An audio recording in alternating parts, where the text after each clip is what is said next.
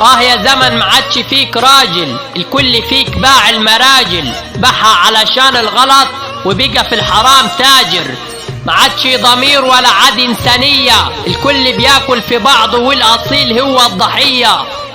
يا زمن حالك بقى غريب، والطيبة فيك بقيت عيب، والكبير بقى كبير بملو الجيب، وما عادش حد بقى يعرف العيب.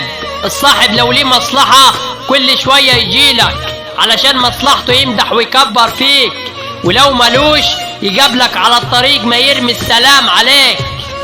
والاخ وقت الضيقة ما بقاش اخ، بقى هو اللي ينصب لاخوه الفخ. يا زمن من كلمة طول حياتي كنت بظلم نفسي علشان خاطر غيري، تعبت وشقيت علشانهم والكل نكر خيري. كنت بعمل قيمة لناس للأسف ما تسواش جزمة قديمة، حاجة واتعلمتها من خد باله منها. مفيش حاجة اسمها الناس بتتغير مع الوقت، في حاجة اسمها الناس بتظهر على حقيقتها مع الوقت. بس خلاص ما عادش حد ليه قيمة، الكل رخاص. زي ما نتعامل هنعامل، لا تجاملنا ولا نجامل. لما اجي اشكلك من حد ما تقولش هو غلطان، ولما اجي اشكلك منك ما تقولش لي عذري. ما تكونش على اخطائك محامي وعلى اخطاء الناس قاضي. خليك صريح دغري، احكم بالعدل وامشي بالتراضي. لكن هتحكم بالعدل لمين؟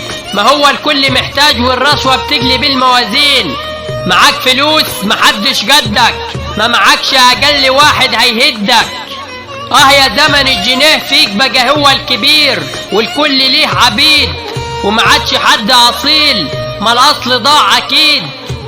كان زمان الكل بيدور على الستر وراحة البال، اما النهارده الكل بيدور على الغنى والمال. فارس عطوة دي بالواحة، خلص الكلام.